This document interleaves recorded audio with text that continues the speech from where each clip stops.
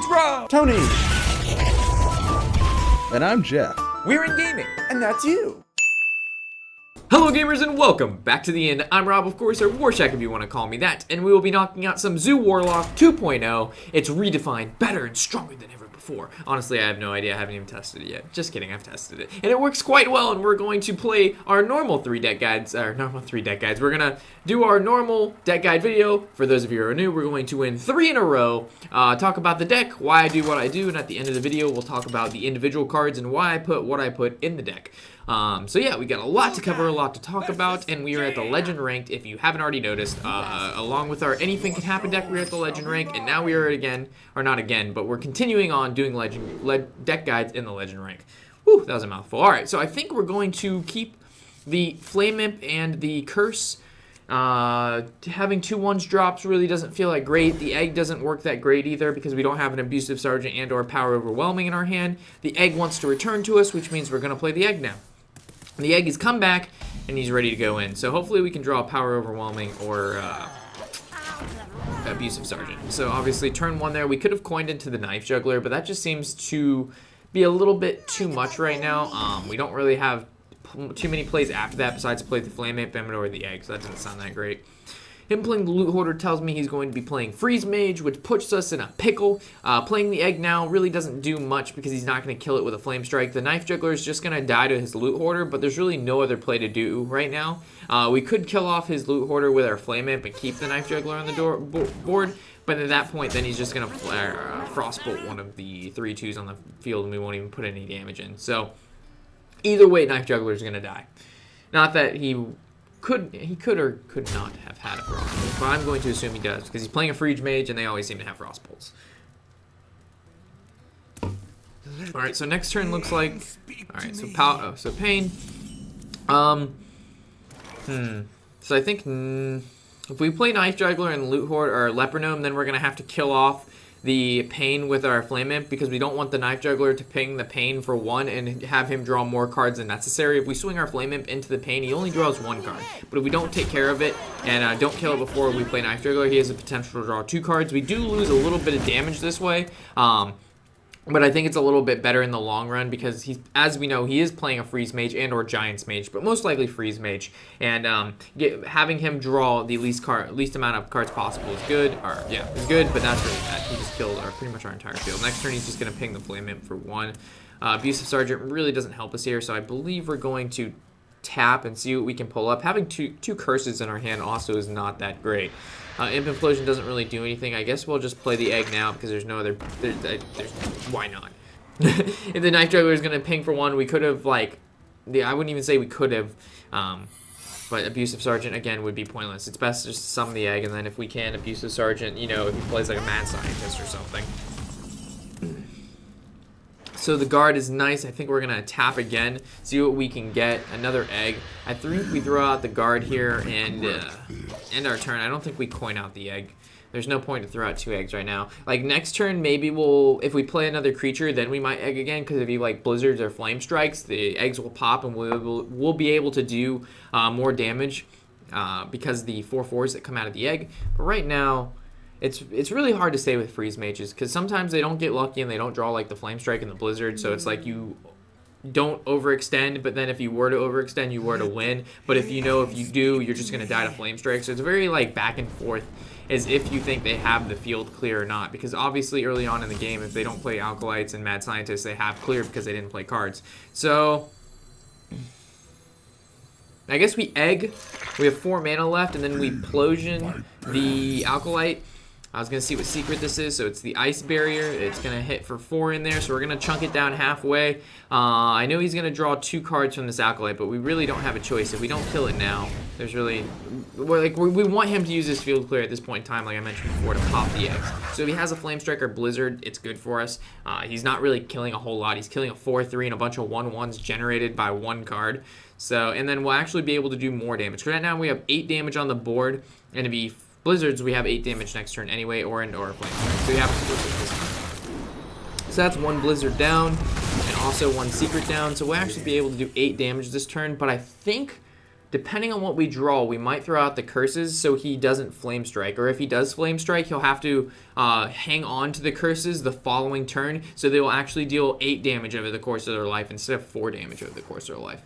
So he's going to Ice Lance the Wrathguard, which is probably his best bet, because now I'm going to be put at 17, so if I tap, I'm actually put at 15, which is what Alexstrasza puts me. So I actually don't want to tap here because he could have lethal with 8 mana. So we're just going to pretty much go face with everything here. We're going to do 12 like this. We're going to throw out the 2 curses, which is going to do another 4. So he has the option right now to Flame Strike and clear my board and take another 4 next turn, or he can throw out the curses and then not Flame Strike.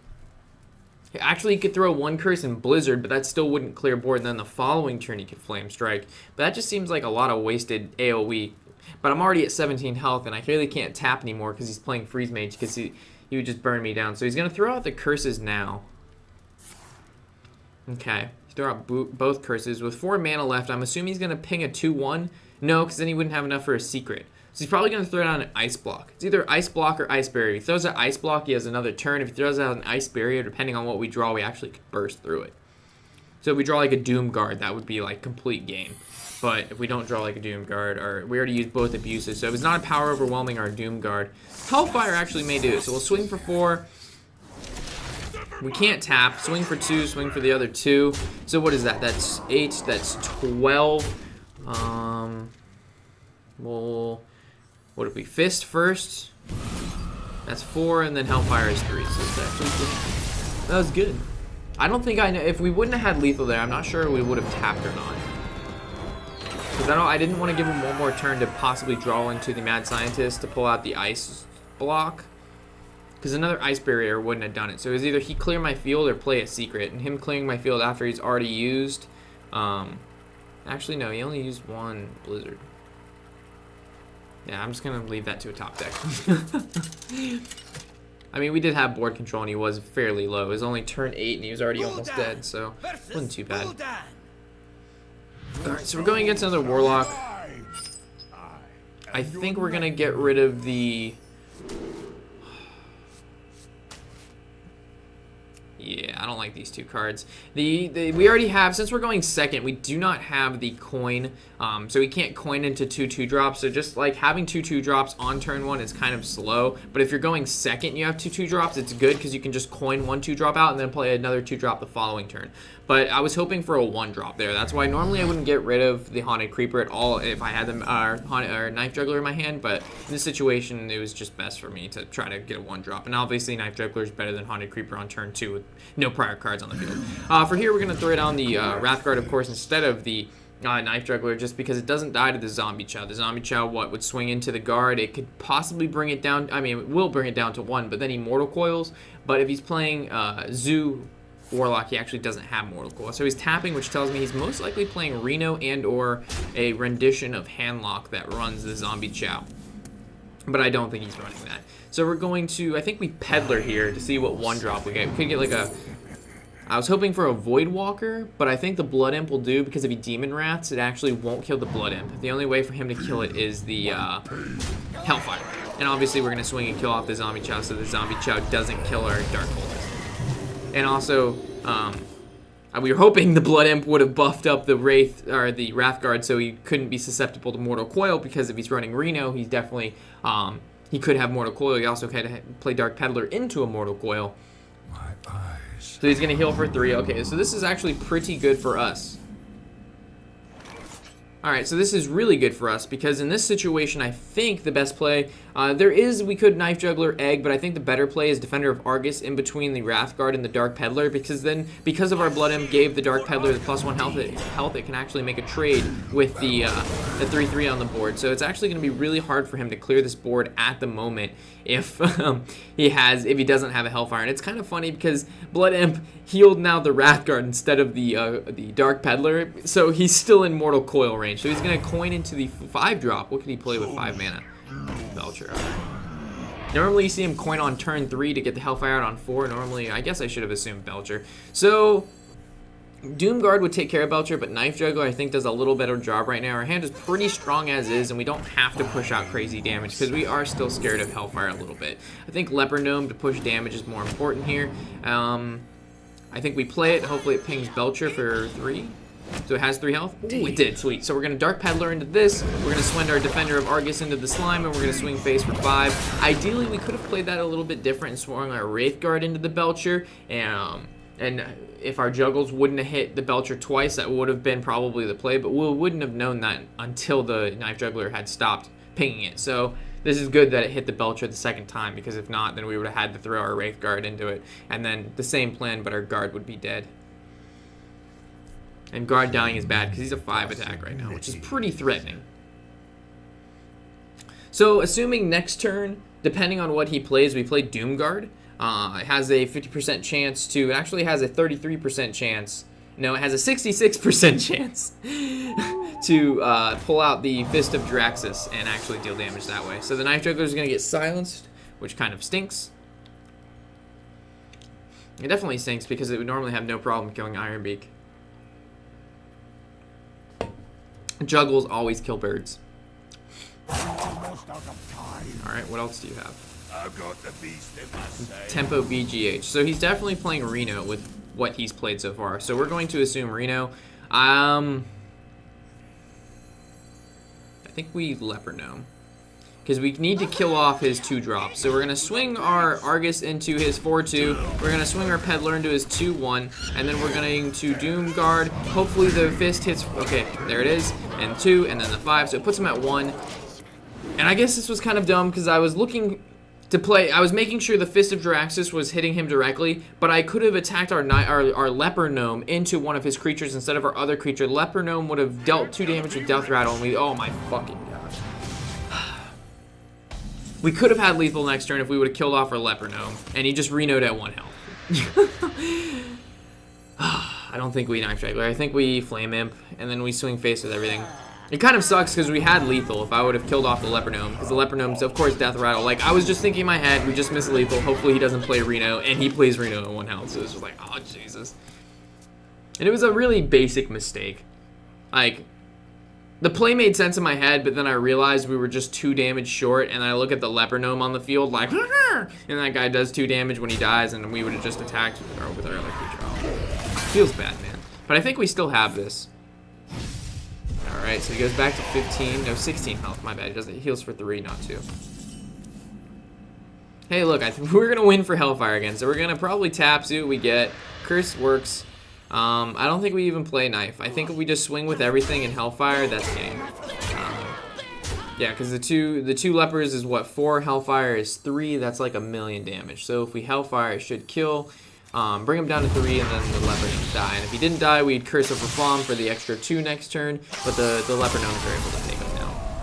Which was really bad if we would have lost that game knowing we had lethal, but we just made a simple mistake of miscalculating. I didn't really think we had lethal there. Or at least 2 damage, or no, not 2 damage, 1 damage off lethal there. For some reason I thought he would be like at 3 or 4 health.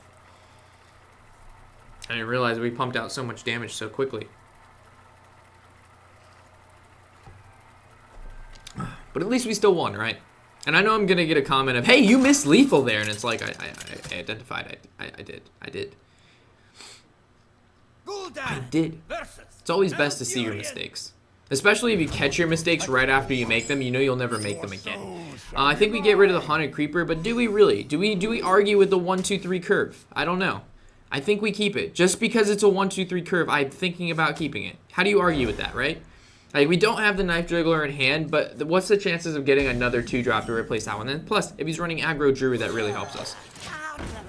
But the problem is, if he's not running Aggro Druid, Haunted Creeper really doesn't do much, especially without a Knife Juggler and without a Defender of Argus. But we do run 2 Defender of Arguses because of the eggs we have in our deck. And, of course, Haunted Creepers to put in between the 2/1/1s that get generated out of it. So he's going to charge in with the Saber, so it actually looks like he might be playing Aggro Druid, so keeping the Haunted Creeper is nice. Obviously, we play the Haunted Creeper, not the Leper Gnome in this situation, because then he would just use his passive to kill Leper Gnome. Shouldn't really have to explain it. So the Ass Pirate is really bad, because we have no way to kill it. We have a way to kill it. So we can actually throw down the Leper, Abusive Sergeant, the Spider, and we are super susceptible to Swipe at this point in time. So if he has Swipe, we are done, pretty much. Because what do? We throw out a 2/4 next turn. He still has like 4 cards in hand. So ideally, he just like throws down a passive and ends his turn. Yeah, swipe would be so bad. I mean, actually, you'd have to innervate swipe, but still, swipe would be bad. He actually still has coin. So he could just coin and swipe. And then he'd have 4 cards next turn when he draws. And he'd have 3 cards in hand. We both have 3 cards in hand, so I guess it's not too bad. Alright, so it looks like it's a hero power into the abusive. Alright. So he might actually have a keeper to silence that leopard gnome, which makes... Because he didn't attack the leopard gnome, or he may not just not want to take the extra damage from it right now. So we're going to throw down the 2/4, still swing for the 4 damage, and we're still susceptible to swipe, though. So... Oh yeah, we're still susceptible because the imp gang boss has 4 HP and everything else has 1. So he's gonna throw down another ass pirate. All right, he's gonna swing into the leopard this time because the leopard has 2 attack. Yep. Okay, so next turn, depending on what we draw, we might have to Doomguard out our second Doomguard. Or Doomguard, get rid of the Doomguard. Yeah, this is kind of weak. If we tap and we don't get a creature, like, that's so bad for us. But if we Doomguard, it just seems better right now. And then we swing our Imp Gang Boss into the Ass Pirate. It makes another 1/1. We swing with 1, we swing for 5. I think this is a really strong play. It gives him something to... He has to deal with this field. If we can hit this field, his face, one more time, and then this turn we're able to draw 2 cards because obviously we're going to passive. Next turn, 2 more cards because we're going to passive. That puts us back to 4 cards in hand, even if we don't use anything. And we know we're going to get damage. So he's going to Dr. Boom, which means we're going to be able to hit face yet again. Tapping to see what we get. Not that strong. A power overwhelming would have been good, but I'll just swing with everything. And ideally, we should have lethal next turn because what? Dr. Boom swings into Doomguard. He swings his Boom Bots into the 2/1/1s. The 1/1s kill off. Let's say, ideally, we want the Boom Bots to hit the egg, but it could hit the Haunted Creeper. And if it hits a Haunted Creeper, we generate more cards anyway. All right, so let's see what he does here. Again, we've gotten pretty lucky with him not having swipe. He did get 2 ass pirates though, and we did get lucky with the abusive off the top to be able to kill that ass pirate. Because if not, we would have actually had to deal with Dr. Boom a little bit sooner than now. All right, so he's gonna force the nature, which is going to allow him to clear my board pretty much. Besides I don't know what he's gonna do about the egg, to be honest. He might just leave the egg there, and hopefully I don't get like a power overwhelming. But even if I do, his Dr. Boom will be able to kill off that 4/4. So it'll be interesting to see what he does here. It's going to take us, I don't know. We could draw really bad. This will be really bad. So he's going to actually attack into the egg. And then he's going to use his other 2/2s to kill off the, okay. Good play, good play, good play. That was smart. So we actually only have 4 damage here. The egg still doesn't do it for us. And our Wrathguard doesn't do this for us. Wow. So I think we kill off the Boom and then we play our 2 cards. We've gotten really bad draws, so, oh man. So we just play these, we kill off Dr. Boom, and then we swing 2 for face. Him having only 2 1/1s on the field, the 1/1s could pop the egg. I guess the egg is okay because the bombs. I suppose it makes it alright. Right now, Force of Nature, yeah, Force of Nature, Savage Roar, or Force of Nature, Innervate, Savage Roar. Could he win? That's 14. That would be 6 more. That'd be 20. No, but what if the bombs hit for 4? No, that'd still only be 22, and they would have to hit face. No, it wouldn't have to hit face, because 3 into this, that could potentially be more, because that would be 3 damage from the bomb into our Wrathguard, and then the bomb could hit face, so that'd be 20, and then let's say 4, that'd be 24, and then 25 max. Well, we're only at 23. So ideally, he could win here. If we had Force of Nature, Innervate, Savage Roar, attack the bomb into Wrathguard. I take 3 because the bomb hits me then for at least 3 to 4, and then he swings the other bomb face. Wow, that would suck. Oh god. I don't think he had it. I saw Savage Roar. I'm like, oh god, don't let this come true. So it looks like he's gonna kill off the guard. If it hits the spiders, it generates more. If it hits the egg, we generate an egg. So either way, we're gonna have a plethora of damage. He actually made more spiders, so it doesn't hit the egg. So it hit the spider, and this one hit the egg. Alright, that looks like it's going to be game. And then there's Curse of Rifam, so that would have been 4. Okay, so you would have taken at least 3 damage this turn with our Imp and the Curse. So there's our 3 games in a row. That actually went by a lot quicker than I thought. This deck actually does pretty well. I know it's a little bit different from the normal zoo decks in which you've seen. It actually doesn't run the Void Caller, and that is because, we'll actually go into the deck guide, but it doesn't run Void Caller because Void Caller gets silenced way too much. it's just, it seems like as soon as you play it, they're going to take it, they're going to silence it, or they're going to do some shit where you don't get your demons out of it, or you're going to draw it when you don't have a demon. It's just, it's so annoying when that happens, and it's a 4-drop, and it's only a 3/4. So, like, the stats are kind of suffering because it's great ability, but you never really, like, I mean, a lot of times you do get value out of its ability, but I've seen a lot of times, like, it just gets silenced or something like that. So it just really bogs it down, which makes me playing Doomguards and Fists of Jaraxxus a little bit better for this deck list anyhow. So for those of you who don't want to hear about the deck list, that's okay. I'll see you guys later. For those of you who want to stick around and have me explain what is going on with this deck, let's do that now. So off the top, 2 Power Overwhelmings. These are a little, I wouldn't say a little different because they're found in most Zoo decks, but I don't know why I was going to say they're a little bit different. Normally all Zoo decks run double power. Oh, that's what I was going to say. There's no Soulfire. Normally Power Overwhelming and Soulfire are like the 2 cards that you'd always see in a Zoo deck. I'm actually not running Soulfire in this build just because I've replaced Soulfire with Curse of Rafam. I found that Curse of Rafam, most of the time, depending on when you play it, it'll actually sit in their hand for at least 1 to 2 turns, allowing it to do at least 4 to 6 damage. Again, depending on when you play it. You want to play it when your board is full. I'll get onto that card when we get there, but that's where you don't see the Soulfire. The Power Over the Whelming's in there when you put it on your egg and or you puff it up to get rid of that. You get rid of the taunt minion that's in your way, whether it be a Sledge Belcher or Druid of the Fang? No, Druid of the Claw. And, yeah, so it's either to pump out more damage and or to get passed ons. The Abusive Sergeant, as we've seen, is good to put on eggs as well, so they can make trades into other creatures, generate you a 4/4. So not only did it allow your egg to kill another creature, but it actually generated you another creature that your opponent's then going to have to deal with. And a 4/4 early on in the game is really annoying for your opponent to deal with after they've already lost a card because of your Abusive Sergeant. Flame Imp is just a 3/2 for a 1-drop. You do lose 3 health, but most of the time you're able to swing with it into your opponent at least 1 time, which automatically pretty much gains its value back. Leper Gnome is in here because, again, this is a very rush-based deck. You're trying to pump out as much damage as possible, so him being able to at least probably hit face once and then his Death Rattle hitting for another 2 is 4 damage for a 1 mana, which is better than a Lightning Bolt. Curse of Reform, all right. So this card is a little bit interesting. I actually didn't think about playing it at first, and then I'm like, you know what?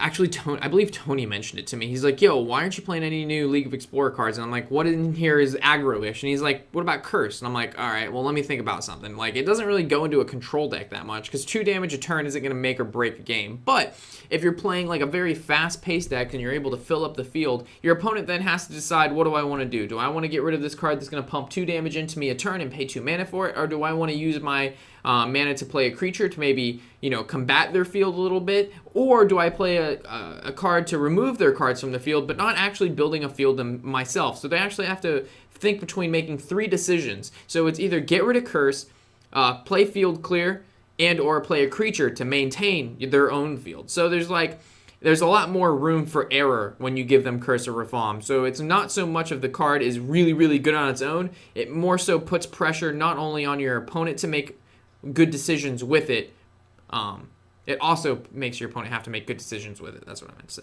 So, and we've seen what it can do to a Freeze Mage. It actually denied him from being able to play anything else that turn because he didn't want to take 4 more damage the following turn. And what's good about him against Freeze Mage, just a little side note, is if they take the damage on their turn, so let's say they have an Ice Block down, and normally, of course, if it's on your turn, you pop Ice Block, you can't kill them at all that turn. But if Curse of Reform is in their hand when you give it to them, and they have, 1 health and Ice Block is out, it'll actually go through the Ice Block because they died on their turn, just like if they were for two fatigue through not having enough cards in their deck. So some people actually think their Ice Block will pop if they start taking fatigue damage through cards. It actually doesn't.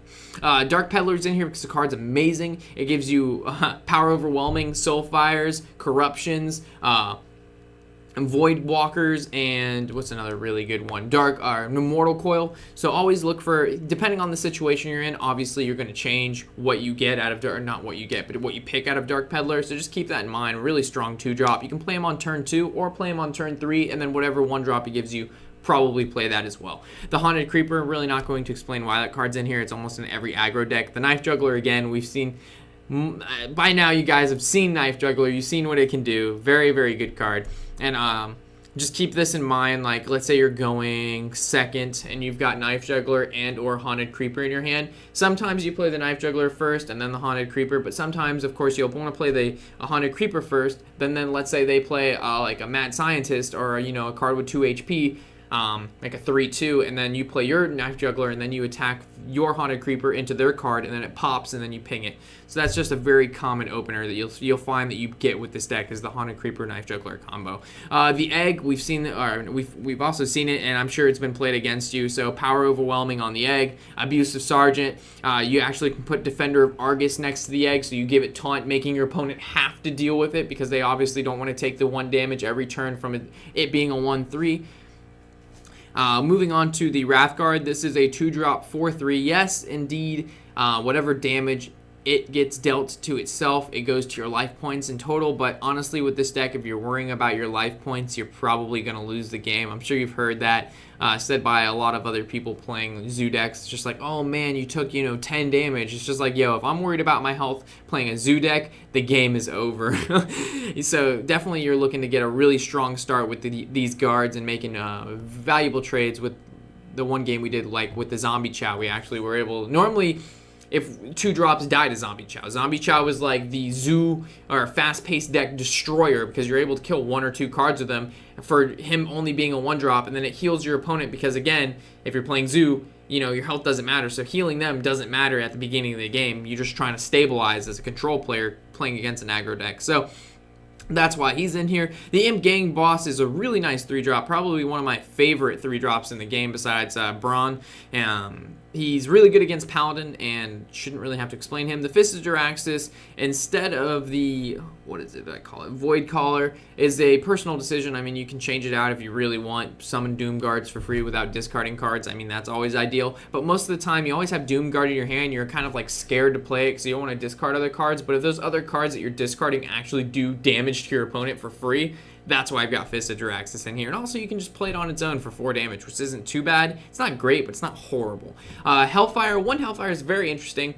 I actually threw this in here because I kept playing Aggro Shaman. Ever since I posted, not that people watch my Aggro Shaman and then they go play it, but ever since I seem to post my Aggro Shaman, I seem to notice more and more Aggro Shaman on ladder. Whether they're watching the video or not, I don't know, but I'm sure there's tons of other people playing it, and it's definitely catching on. The deck is very popular right now, so Hellfire actually deals with almost every card in the Aggro Shaman deck, including those pesky Whirling Zip-O-Matics and whatnot. So, no, and we've also won with it quite a few times because it just pumps out the extra 3 damage that you may not be able to have. It also goes around creatures if they have taunt because it is a spell.